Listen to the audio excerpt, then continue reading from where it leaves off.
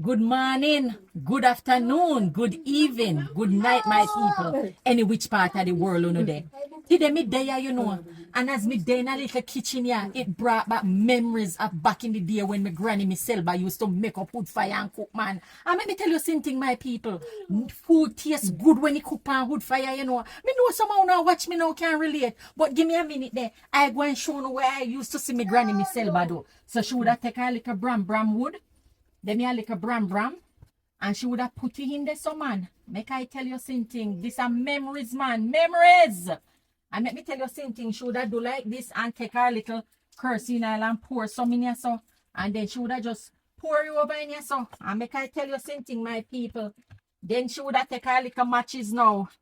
I mean, me never know she do it, you know, but when you see she strike matches, she drop it down in there, so. And let me tell you something, my people. You see when you drop a breadfruit pan this, and you cook a pot of dumpling and banana and with some sweet chicken back. Nothing sweet, so you know, my people. Drop a line below, man, and tell me if you don't have any memories of uno granny or uno mother, or even uno a cook pan wood fire. As always, Mama Selva, have a beautiful morning, afternoon, or evening or night, any which part of the world uno there.